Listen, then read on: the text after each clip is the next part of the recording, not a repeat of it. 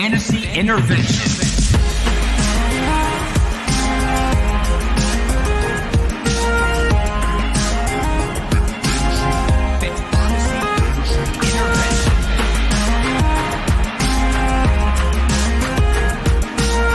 Now here to intervene with your fantasy life, Chase Vernon.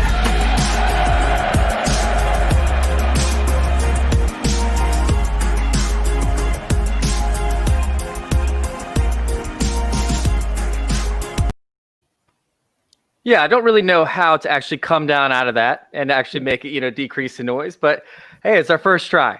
First try doing that. Thought it went pretty well, right? Yeah, it was great, man. I loved it. Dude, I thought that was fun, man. That was cool. I'm kind of pumped up right now. It feels so official. Yeah, it really did, man. Except for without coming down, it just completely ended all at one time. Anyways, what's going on, guys? Welcome on into Fantasy Intervention. Yes, we have yet another episode for you guys. We have the waivers today. And joining me to do these waivers is Nate. What's going on, Nate? How you doing, man? Doing great, Chase. How are you doing, man? Whew, just busy, man. Staying busy. You know how it is. Last night, of course, we had our show where everybody got in on it, and it was a giant shit show. I'm not even going to act like it was the best show I've ever done. It was terrible to an extent, but it was still a lot of fun. I enjoyed it. Did you have fun last night? Man. Oh, yeah, man. It was so much fun. That was great. Yeah, so if you guys want to figure out, who you want to keep trading cut for, of course, this whole trade deadline that's going on, make sure you guys check out our stuff on youtube.com/fantasy intervention. Once again, that's youtube.com/fantasy intervention. Go to our last episode and check out our trade special, our trade deadline special. But yeah, let's go ahead and kick this one off. And I wanted to start out by saying the Saints are not in trouble. People are overreacting. In fact, for fantasy, I think it actually might be better that Jameis Winston is the quarterback over there. I know, shocking, right? Are you sitting there? Are you concerned at all? Are you concerned at all for the Saints and the fantasy value going on over there? Not at all, actually. I think Winston's a little bit more dynamic of a passer at this point in his career than Brees has been. And I think guys like Michael Thomas, I think Emmanuel Sanders is going to benefit from it. Kamara is obviously going to benefit from it. You've got a quicker, more mobile quarterback. I think they're just going to have more opportunities in the air, especially with Winston in right now. Yeah, I mean, we're talking about Drew Brees with 5.3 air yards per attempt so far this season. 5.3. That's absolutely terrible. No. I'm not saying that Drew Brees is a terrible quarterback or anything like that, but when it comes to him pushing the ball downfield with any kind of velocity, we've seen a significant decrease in his ability to do that. So when we go back and we look at, last season's stats, right, for 2019, he was third in true passer rating, right? He was first in true completion percentage. He was seventh in play action completion percentage. He was fifth in red zone completion percentage. He was seventh in deep ball completion percentage. And he was third in pressure completed percentage.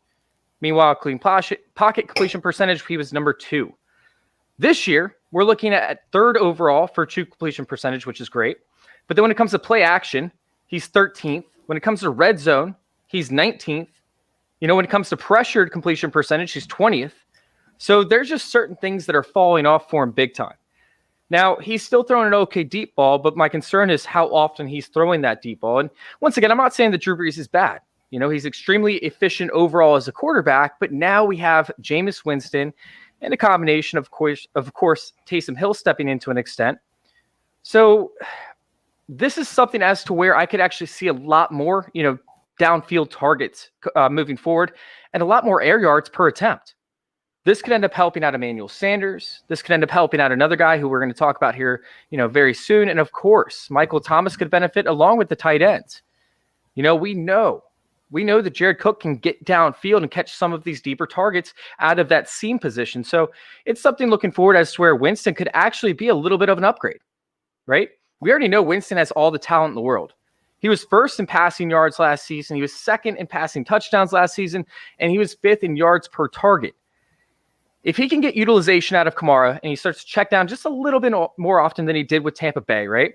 And then he still gets some of those attempts downfield, we could see this offense actually transform into a good thing for fantasy football. Now, yeah, I think so. I completely agree. I mean, I've been kind of leery of anybody in the Saints organization as far as fantasy goes with Winston in this week and going forward. I'm more apt to grab somebody off waivers if they're there, or trade if I'm looking for somebody and if there's somebody out there on the block. Yeah, I mean, the biggest thing for me is the fact that everybody's sitting there saying that Drew Brees, right, is going to be back in less than 3 weeks or in 3 weeks. But that doesn't make much sense to me because he has, 5 fractured ribs and he has a punctured lung.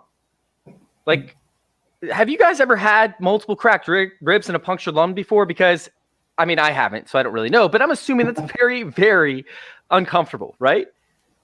I mean, I'm thinking 5 weeks, 6 weeks, maybe even 7 weeks, because that's the normal timetable for somebody that has cracked ribs and punctured lungs, because you can re-injure that. Now, they do have those jackets and whatnot you can wear underneath your jerseys and stuff, but, I mean, why force Drew Brees to come back in 3 weeks if Jameis Winston is playing well, or if Taysom Hill at quarterback is playing well? I mean, look at the schedule. We've got Atlanta. We've got Denver. We've got Atlanta again. Then we've got Philadelphia. Kansas City's kind of tough, but then Minnesota and Carolina is the schedule moving forward to the playoffs. Why not leave Jameis Winston in for 5 or 6 games during the schedule if he's playing okay? I think you have to. And I mean, Brees did he just turn 40? And maybe he just turned 40. Dude, I'm 38 and I don't rebound from stuff like I used to. And I'm not a professional athlete, but I can't imagine with those cracked ribs, like he's going to have much range of motion for the next 3, 4, 5 weeks. Yeah, this is something we definitely have to check out with the Real Adam H, or the Real Adam _H moving forward, because he does our injury reports. And tonight we actually have a show with Steffi Smalls over there. Steffi's going to be live with us, and she's actually going to be breaking down some of these injuries. So this is something that we'll bring up with her. But yeah, Drew Brees is actually 42. So, moving forward, this is not something as to where I think that they're going to force Drew Brees to go back in the lineup. Now, with Jameis Winston going in and having this insanely easy schedule, like, I think Jameis Winston's going to benefit. And if he just learned a little bit, just took a little bit from Drew Brees, right? And Sean Payton over there, like, I think that he could absolutely be a monster moving forward as long as he doesn't turn the ball over. Now, that's always been the issue, but still. I'm sitting there, and to be honest with you guys, it's going to be a tough week to stream quarterbacks. So Jameis Winston for me might be the only guy that I'm willing to stream and the only guy that I'm actually spending fab on. I mean, in 2 quarterback leagues, I'm actually willing to put, I don't know, close to 40% of my remaining fab on Jameis Winston, because he could be that superstar that actually expands this offense. Are you somebody that will be picking up Winston off the waivers? I will. I'm in some tough spots quarterback-wise. There's just not a lot out there. And like you're saying, I mean, his upside is huge, and he's out there. And at this point, I mean, we're pushing for the playoffs. He's a guy that can put you over the edge if you can get him. I'm grabbing him 100%. Oh, man. It's something that I actually love to dive into this week. Now, another guy that I wanted to bring up is Kirk Cousins. He's the only other guy that I can actually see as a streaming option. This is the longest fleet yet. Damn it, Mike. You got me, man. All right, so, moving forward, we have Kirk Cousins, right? And he has Dallas this week. My concern is the fact that you can still run on Dallas, although you can throw on them as well. And honestly, I feel like the Vikings are just playing angry over this past few weeks, and they're showing that they have something to prove. I mean, they're winners of 3 straight games, and 2 of their past 3 losses this season were by 1 point apiece. So it's not like the Vikings have been bad. They've been on a mission, man, and they can blow Dallas out, which means that Kirk Cousins won't see more than 20 attempts. So I don't know that I'd spend fab on Kirk Cousins, but this is the only other quarterback that could actually see, trying to grab off waivers if you're a guy that streams. I mean, we're talking about guys like Lamar Jackson, Murray, Russell Wilson, Big Ben. These guys are all having, easy matchups, and they're kind of taking away from all these streaming options. The streaming options just aren't there this week. So Kirk Cousins, for me, is probably the only other guy. Is there another quarterback out there that you want to pick up and play this week? A guy that might be on the waivers? Alex Smith is one I've thought about. I feel like he feels like he has something to prove, and he's having fun. I mean, 728 days between starts. They thought he was going to die. They thought he was going to lose his leg. They thought he'd never walk again. Definitely thought he'd never play football again. And he's got Terry McLaurin. I mean, I feel like he's kind of a sneaky waiver wire pickup if you can get him. I know in Dynasty, a lot of people probably have him stashed, but in redraft, I think you can find him and probably not have to blow much in the way of fab on him either. Yeah, it's something that's where it just makes me a little bit nervous with Alex Smith, because they don't pass in the red zone. Right. Like, hey, what did he throw for, like 390 yards this past week and had 0 touchdowns, or maybe 1 touchdown? He didn't have a touchdown. Yeah, so it's something that's where they don't pass in the red zone, so you're just going to be racking up yards possibly, while also, not getting that upside value in touchdowns. So let's go ahead and look at this running backs, all right? Because there's certain running backs that I want to spend fab on. There's some that I want to pick up and hold, right? Maybe hope for something to come. And there's guys that I think you're just wasting fab bucks on. And it's just like, it's almost like frustrating because we see all these sites and they're putting up 10 to 15 guys a week at each position that you should pick up and play. And it's like, who has the money to do all that? Now, Damien Harris, right? We've been talking about for probably 3 or 4 straight weeks as a guy that you have to pick up and a guy that you can play from week to week. And he's 58% owned. It should be up at like 80% by now, but he's 58%. So you might still have a chance for him. But what the hell have y'all been waiting for, right? Now he's going to cost you an arm and leg to pick up because he's got Houston up next. And yeah, it's something as to where like the whole narrative behind New England and not wanting to play one of the running backs is kind of out the window. All right, like we're not that surprised by the way things have gone. We've been talking about Rex Burkhead and how he should have exploded over this past 2 weeks, and he has. We've been talking about Damien Harris and how he's playable in multiple different matchups. You can kind of see what's happening because the Patriots are now running more often than they ever have. All right, I went back 10 years, and I had to cut it off because I ended up getting busy with something else. But I went back to 2010, and they have never ran as many times per game as they are this year. The closest other time was in 2012 when they had this historical offensive output, and they were still 2 runs per game less. That's 32 runs in a season, less than what they were doing. 32 runs in a season could end up, transforming a RB4 into an RB1 essentially, if you get 30 more touches in a season. Yeah, so, Damien Harris runs like he's angry. And I love that. I love to see that just from a viewing perspective and like a guy you want to grab, stats out the window. He runs angry. And in that offense, I mean, like you said, they're running the ball a ton. And he's the guy. Yeah. Well, it's him and Burkhead. And Burkhead, he's owned in less percentage of leagues than Damien Harris is. Yeah. And Burkhead, by the way, in 3 of 5 matchups, has at least 10 touches, right? He has at least 15 plus fantasy points in those 3 of 5 matchups. They got the Texans, they got the Cardinals, they got the Chargers. Like, this could punch you a ticket into the playoffs if you end up picking up one of these guys and playing them. They are worth the waiver wire fab or your waiver wire priority, whatever you end up playing. Are you picking up Burkhead and Harris? I love Rex Burkhead. Yes, I'm grabbing both of them, and I'm willing to spend a little bit on them. I mean, Damien Harris is going to be expensive. Rex Burkhead probably still isn't for some reason. I don't know why people sleep on him every year. He always does something. He's always reliable in that offense. And yeah, you're right. I mean, he's getting a lot of targets, a lot of touches. Yeah, I'd probably actually grab Burkhead over Harris at this point, just from spending on my fab perspective. All right, so go ahead and give us your guy. Go ahead and give us the guy that you were looking at real quick. So I like Salvador Med. Gaskin, we don't know when he's going to come back. Ahmed just looked good. 75%, 75% snap share. He definitely fits into that Tua offense, and they're using him, and I love to see it. I think he's a guy you want to grab, and he's probably not going to cost you much. He's rostered in, 1% of sleeper leagues right now, 2% of sleeper leagues, something crazy like that. I mean, definitely a bargain. And unless you're in a league with a bunch of really genius people who listen to us all the time, they're probably not going to be going after someone like Salvador Med. Yeah, it's crazy, man. I love Salvador Med. Like, always love Salvador Med. He's a guy that, up until the combine, I actually had as a 3rd round overall pick for dynasty rookie drafts. Maybe early 4th, a little bit of a sleeper, depending on where he landed. Then he didn't get drafted. He ended up going to the 49ers, and I'm like, oh, man, the 49ers found their guy. Everybody else was on, Jermichael Hasty. I was on Salvador Ahmed. Obviously, I was wrong for that particular time.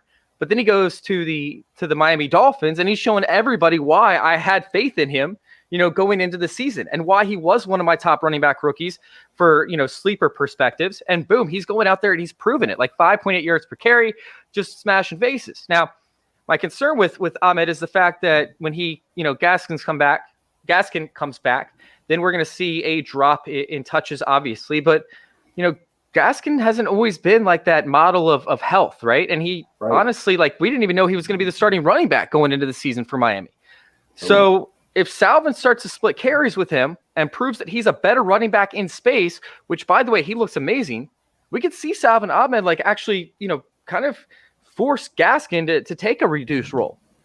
Meanwhile, especially in dynasty leagues, you could see a golden ticket moving forward. Now, do I think they draft a guy for future reference in dynasty leagues? Absolutely. But just saying, I think that it is absolutely worth a shot on Salvador Ahmed on the back end, and you don't have to pay an arm and a leg for him because, like you brought up, he's not going to be a guy that most people are going after. Right. All right, now this one feels gross, but I got to say it. I have to say it.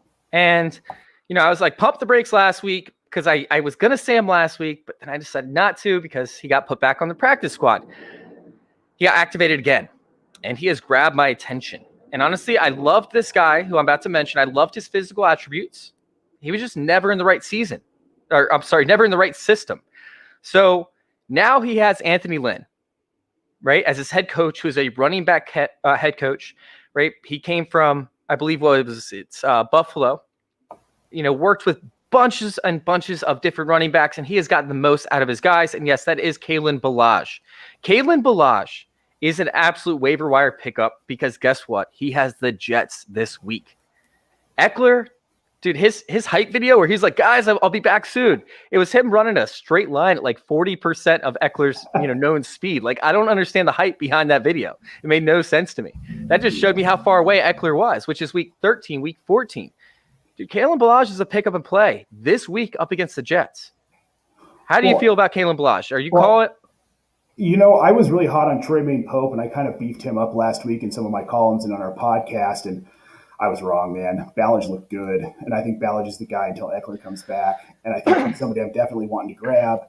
I also think there's a chance that even when Eckler comes back, you still see Ballage have a fairly decent role in the offense. I mean, it's definitely going to decline a little, but he'll still be around, and I think rest of the season, he's a guy, he's worth at least a little bit of fab. Well, he's what they were hoping Josh Kelly would be. So if he ends up taking Josh Kelly's role, that's still going to be 10 to 15 touches a game. Right. And goal line carries, by the way. So, right. Yeah, he's an absolute pickup for me. And then the last running back that I have to spend some waiver wire fab, I don't know if I have to, but you guys can do it. I'm going to cede my point, and I'm going to say Nyheim Hines. Oh, man, sometimes you have to admit when you're wrong. Maybe I was wrong here. Hines has a sexy schedule moving forward, and yeah, I guess you have to go pick him and play him. He's clearly the RB1 right there. God, God, I know it feels dirty, but it's true. I mean, it's true. Jonathan Taylor the guy doesn't have any vision. He just doesn't have any vision. He's got power, but he's not seeing the holes. And obviously, Reich's frustrated with him. Jordan Wilkins scared. So that leaves you with Nyheim Hines, and he's been productive when they've given him the ball. God, can we move on? I'm so tired of talking about this. It's been 30 seconds, and I can't do it anymore. He looks good, man. He really does. He looks very agile, behind the tackles, and he's creating, yards that normally these other running backs would not create. Now, it's still frustrating for me because I see these opportunities that Taylor's getting, and it's almost not fair to an extent, but it's something as where you have to give Nyheim Hines the respect that he deserves, and I'm here to give it to him. Yep. So Cam Akers is my running back to stash for the future. I'm willing to spend a few bucks on him, right? Because he's intriguing me. He's intriguing as a whole, but I'm very intrigued, right? I almost put him under the don't waste your fab, but I'm intrigued. I want to know what's going to happen. I mean, it's not good that he's the leading rusher this past week with 38 yards on 10 carries. 3.8 yards per carry isn't what I'm looking for. So I wouldn't consider that a victory lap for Cam Akers truthers, but at the same time, he's getting the snaps, right? He's seeing the field. He's seeing opportunity. And he's not even, I think he saw 18 snaps compared to 23 by Henderson and then 29 by Malcolm Brown, if I remember correctly, which isn't great. But at the same time, he is still getting these rushing attempts. I mean, if he saw 18 snaps, he got the ball in over 50% of the snaps that he was on the field. Right. So I don't know, man. He has the Bucks, right? And then he has the 49ers, which are 4th and 5th when it comes to, defenses against the running back position over the next 2 weeks. But, that's why I'm saying he's a stash. Don't pick him up and play him this week. Don't do it up against the Bucks. But they are starting to trust him a little bit more. And he only has 3 less snaps total than Henderson over the past 2 games. So Cam Akers is the only running back that I'm actually going to pick him up and stash on the back end of my roster. I thought about LaMichael P. Ryan. I can't do it. Is there a guy that you're looking at, or is that pretty much it with Cam Akers? That's it with Cam Akers. I was big on him coming into the season. I got him everywhere in Dynasty. So I'm pleased having him. He's not a play this year, but definitely, man, he's a stash guy for me too. This LA offense has just been so weird this year. It's been so different from what we've seen in the past without Gurley. I think eventually Akers becomes that Gurley type back, but not this season. All right. That's kind of where I'm at, in the same spot, same area. Right. So let's go to a couple guys that we don't want to waste our fab on. All right, at the running back position, we got Cordell Patterson, who I was touting, all week as the guy to go with, and he had a good game, of course, last night. But the Bears, after this week, they go into a bye week. Then they're going to change Trubisky into their starter, hopefully, right? Trubisky should be the starter over there. Oh. He should be. And, even with Foles as a quarterback who, isn't mobile, Cordell Patterson only saw 2 targets. He got a total of 14 touches on 49 yards, on offense, but the majority of his work actually came on special teams where he got that touchdown. Either way, when Trubisky's under pressure, he opts to run. So I think I'm actually going to stay away from Cordell Patterson and just, play it as it goes and just let somebody else, kind of jump on this roster bomb. So this offense is just absolutely brutal. It's just not going anywhere. Up until I see it getting over 250 yards a game, 300 yards a game minimum, that's where I'll start looking into Bears players. Are you out on Cordell Patterson, or do you think he's a waiver ad this week? I don't trust it. I'm out. I'm out on anything Bears at this point. I got burned on Allen Robinson a little bit this year. I got burned on Nick Foles a little bit this year too. Anthony Miller. They're just not producing. Like you said, that offense is bad. They're bad, and it doesn't matter if it's Foles or Trubisky. They're a little bit worse with Foles. I just don't trust it. I don't trust it. Yeah, it's crazy that people are saying go out and pick him up after he got a special teams touchdown. It blows my mind. Like these sites, some of these sites are on crack. I swear to God, they're on crack. All right, so another guy that I think they're on crack for promoting constantly, and it's really obnoxious because this player's obnoxious, and that's Booker over there for the Raiders, right? I mean, he is the fantasy reaper no matter where he goes. He just creates pain and just despair, for fantasy owners, and I hate it. Now, I see a ton of reports out there. Literally, I went to like 5 different websites just to see, which guys I don't want to pick up because that's how I find them, is what everybody else is promoting. And I'm sitting there looking at Devontae Booker like, why are you guys telling people to pick him up, right? The majority of his touches come when they're in blowouts for the most part. Now, he does have a couple breakaway runs every once in a while, but you don't know when that's going to come. The majority of his touches come during blowouts. And with their upcoming schedule, which is honestly pretty brutal overall when it comes to competitiveness, I only see one game where they really would feel okay using him over Josh Jacobs. I mean, we're going into the home stretch. They're going to trust their bell cow. They're going to trust their boy, Josh Jacobs. Week 13 up against the Jets is the only week that I would even consider playing Booker. I mean, just once again, let somebody else implode their team, by picking up Booker and let him go. Go pull some, what is it called, Frozen, and let him go. Yeah, I've never understood the fascination with Devontae Booker. When he was in Denver, he was frustrating. And now that he's in Las Vegas, he's still frustrating. And he's behind Josh Jacobs. And he's just, like you said, he's not going to get the volume. He's going to get junk time. He had 1 touchdown against Denver on Sunday, and it was a junk time touchdown. I mean, that game was over. And you can't really trust a guy like that that's only getting junk time unless he's on a team that's constantly blowing people out. And the Raiders are not that. There's not that team.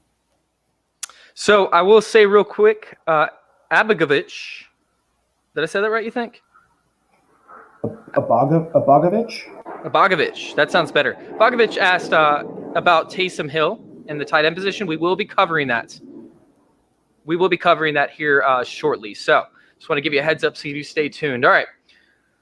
On to the wide receivers that we want to spend fab on. The guys that we're okay rolling out. And I want to go ahead and let you hit yours first. Who you got? So my first one, and I don't know how he's only rostered in 57% of leagues, but Jacoby Myers. I mean, he's the clear wide receiver 1 in New England right now. Edelman's banged up. N'Keal Harry's like the worst route runner, pass catcher anybody's ever seen. Jacoby Myers is the guy. And now, granted, they're not throwing a lot, but when they do, Jacoby Myers is making the most of his opportunities. I mean, He's had some huge weeks. He's got 98% snap shares the last 3, and he's putting up points. He's scoring. He's going off on some pretty long pass plays.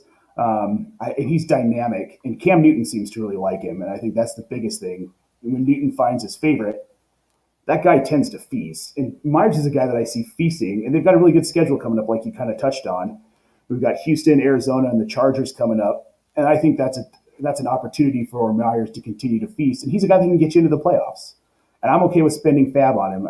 You're going to have to spend a little bit, but I think it's worth it at this point. Yeah, I've been talking about Jacoby Myers now for a few weeks. You know, he's not even going to be affected by Harry, right? Nope. When Ferry comes back in, because Jacoby Myers has been playing a ton out of the slot. You know, he might be affected when Edelman comes back, but at this point, with them trying to develop some of the younger players, I think they're going to stick with Jacoby Myers and try and leave Edelman, you know, on the tail end of the bench as much as they can while giving Jacoby Myers an opportunity. So I do like that pick. Mine is going to go with a little bit more of an obvious one, but I don't understand why he's not owned in more leagues. Pittman, he looks like the real deal, man. Like he looks like the real deal and an option moving forward, almost like an every week start. Now, obviously, he just had one big week, so I don't want to get too hot on him. But I would like to see him a little bit used in the red zone, a little bit more used in the red zone and whatnot. But I still trust him. Like I think that he has that upside and still has a floor. Phillip Rivers is not connecting right now with T.Y. Hilton. You know, Zach Pascal can give you some weeks and whatnot, but I think that Pittman is actually the guy moving forward.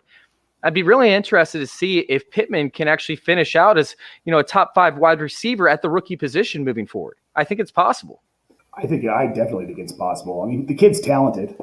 And like you said, T.Y. Hilton's been a non-factor. Pascal's been a little bit, but we saw Pittman last week look real good.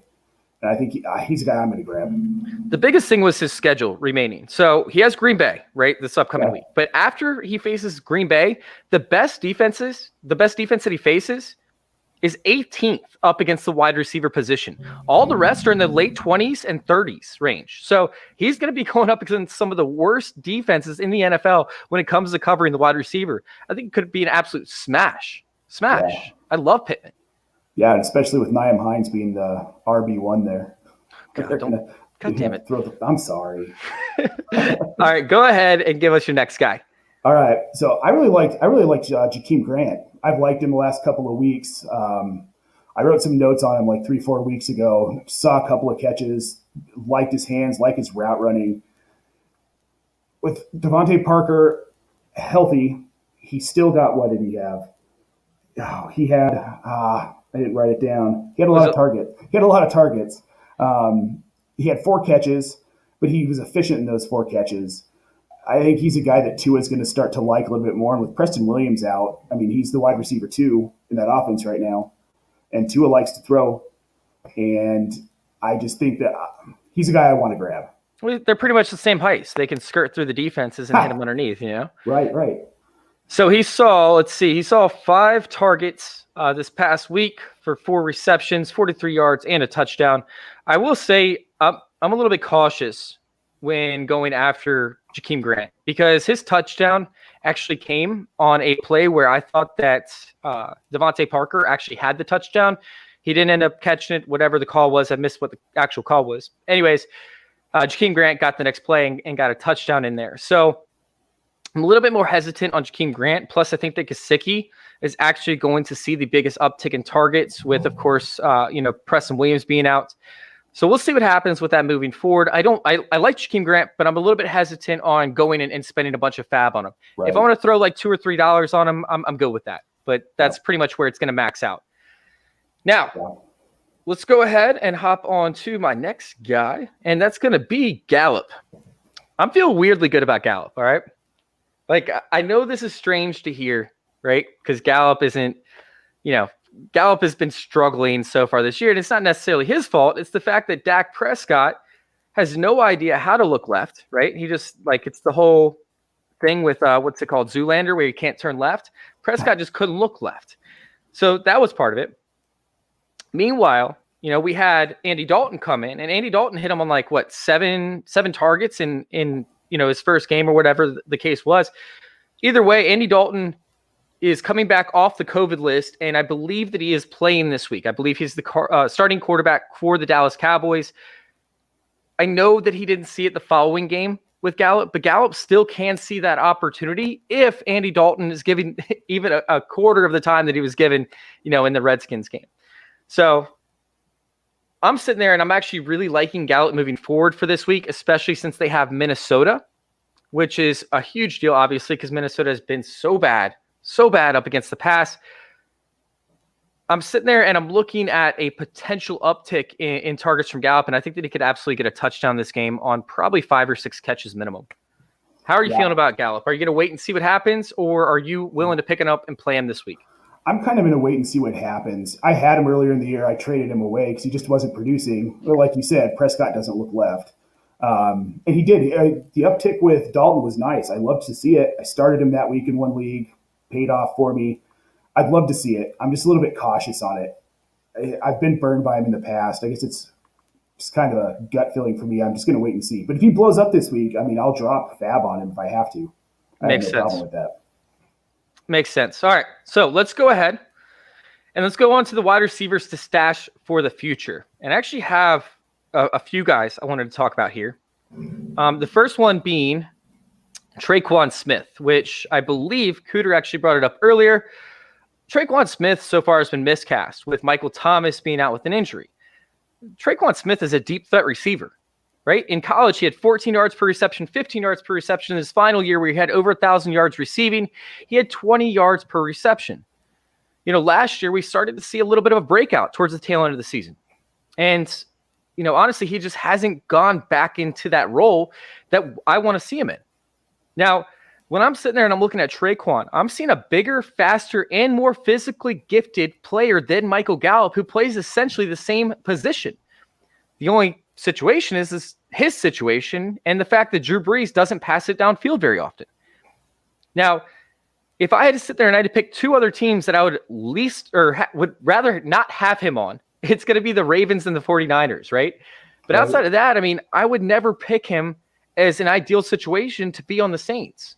Main reason is because of Michael Thomas and his target hog ability, but also Drew Brees, like we talked about, just doesn't pass it downfield. Right. Now, I will say that Traquan is dealing with a major concussion. He didn't move when he went down in this past game. He was on the field for a while, so he is a stash play to see if he passes by concussion protocol. But if Jameis Winston can really open up this offense, this could actually be the cheat code that we've been waiting on from Smith. Traquan Smith could actually be relevant moving forward. So I'm more than happy, especially in deeper leagues, I'm more than happy putting Smith on the back end of my roster. How are you feeling about Smith? Oh, I love it. With Jameis Winston coming in, like you said, with the concussion, and this is a good time to buy low on him with the concussion. You're not going to get a lot of competition on the waiver wire. And while you probably are not going to play him this week, moving forward with Jameis, Jameis loves to air it out. Like you talked about earlier. He loves to bomb it. And Traquan Smith is a guy he can bomb it to. And reliably. I love it. I love him as a stash. I love getting him cheap. Anytime you can get a good player cheap, I'm all for it. And this is a case where I think you grab him. Yeah. The other guy over here is going to be Darnell Mooney. And it pains me to say, but I've been waiting for a breakout from Darnell. It has to happen eventually, right? It has to happen.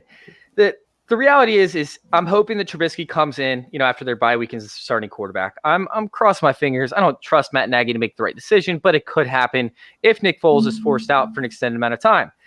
So we're talking about a bye week, and then he has Green Bay after that. But if Trubisky plays decently, he could hold on to that starting job. And then we have Detroit, we have Houston, we've got Minnesota, we've got Jacksonville.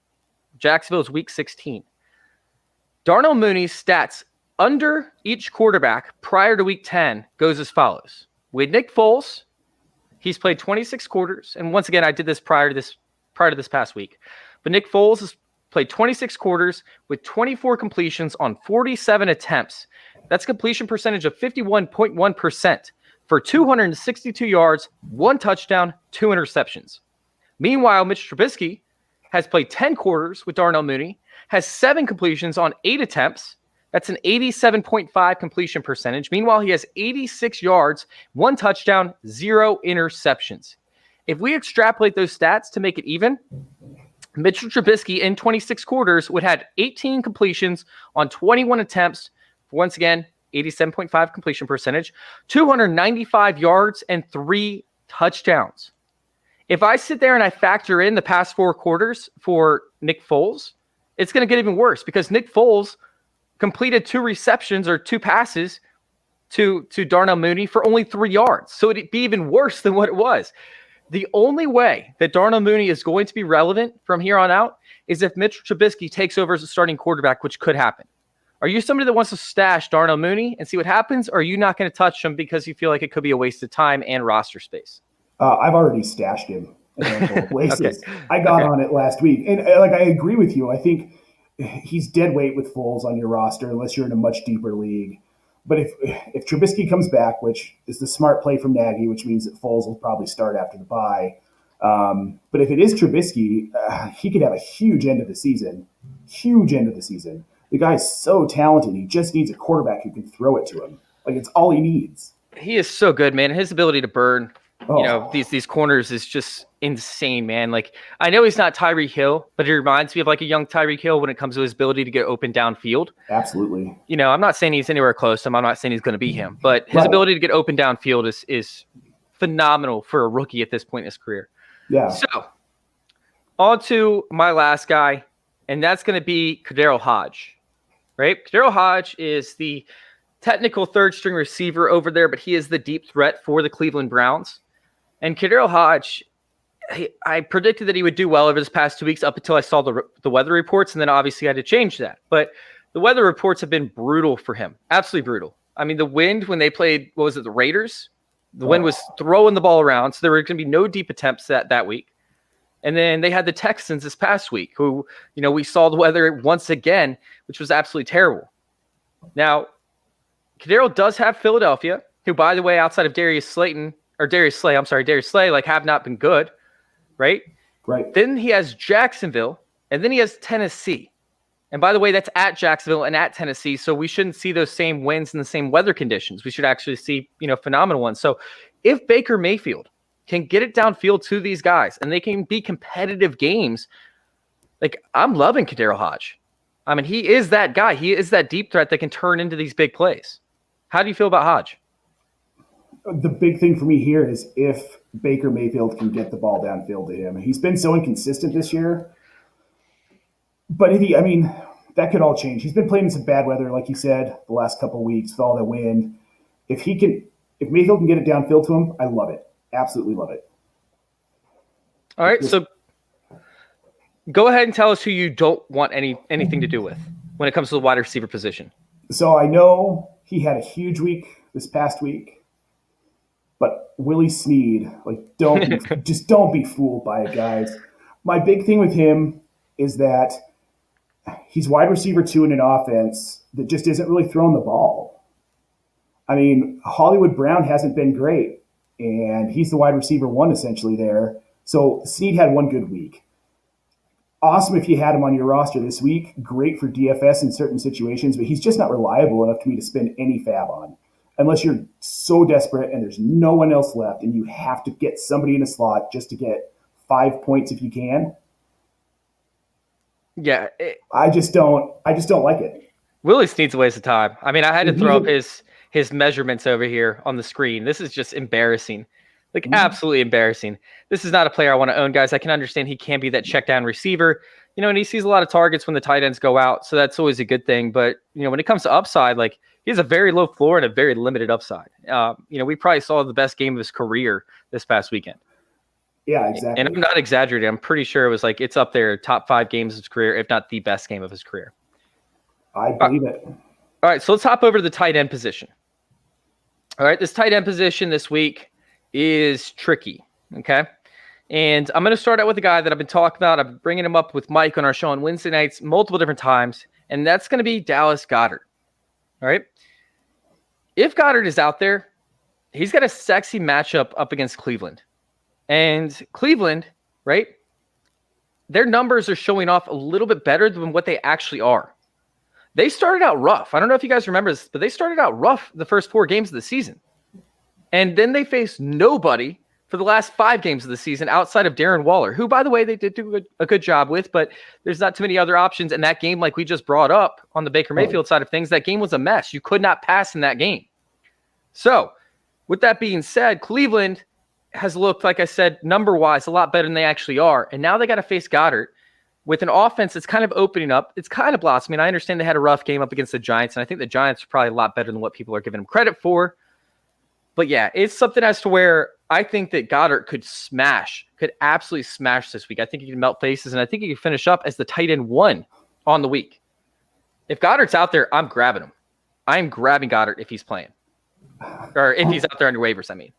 I love the melt faces. That was a good one. He's going to melt faces. He is. He is, but you're right. He is.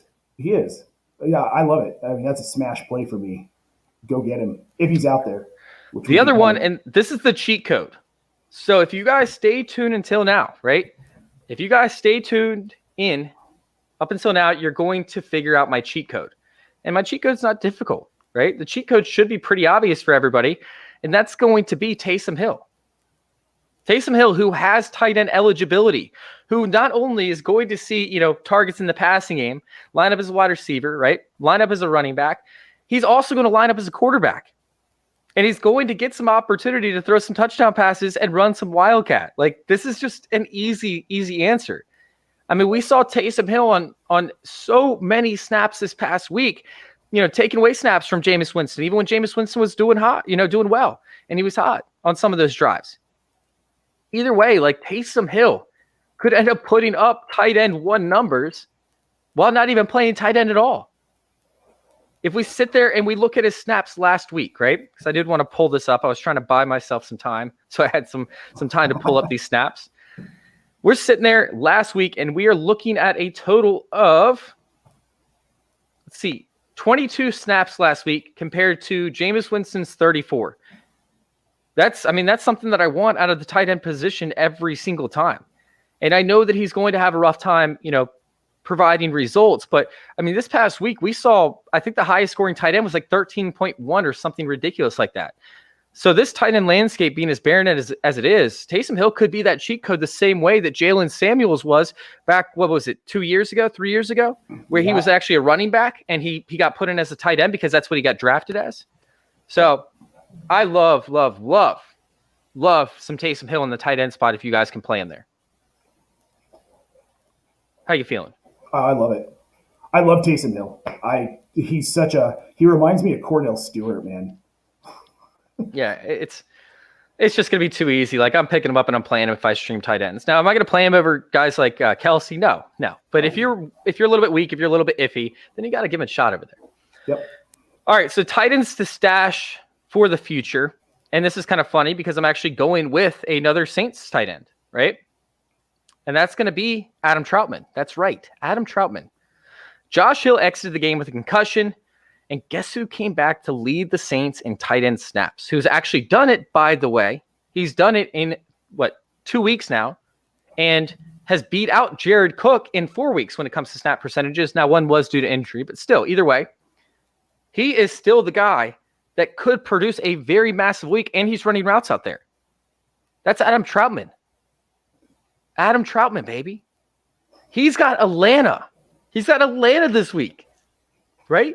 And we don't know if Josh Hill is going to be in. This could be a smash play for Troutman, who, by the way, guess who he was practicing with this entire offseason and getting the practice reps this entire season so far? Who has he been getting practice reps with, Nate? Oh, Jameis Winston. Yeah, Jameis Winston. Of course. So they already have a connection. They have reps on the practice field together time and time again. This is something as to where not too many people are going to see it. And I don't know if I want to play him against Atlanta. I like it. I don't love it. But if I'm desperate, he's a pick up and play. If not, I still want to pick him up. I still want to put him on my roster. And I want to see that connection come to fruition with Jameis Winston. So, might be inconsistent, but I'm still hoping for it. Are you going to spend your waiver wire fab, your waiver wire priority at all on Adam Troutman? You going to let him fall to you and see what happens after the waivers, or are you not touching him at all? This is probably I'm going to let him fall to me situation. I like his upside, but we don't know what's happening with Josh Hill. But I want to see what he does with Winston. I feel like the theme of this show today has been that the Saints are better with Jameis Winston, man. Yeah, dude, I couldn't agree with you more. I liked Troutman before, having Winston in with him. The fact that they did the practice reps, I love it. I'm probably going to let him fall. Probably not going to spend any fab on him, but if he falls, I'm going to grab him for sure. Love it, man. Absolutely love it. Guys, that's actually going to be it for us. Did you have anybody else you wanted to bring up? No, man, we hit it all. Yeah, I mean, there's not really a tight end on fab right now or not a tight end that I'm not going to say, like, don't waste your fab on, because this tight end landscape is so brutal and we don't know who's going to go off each week.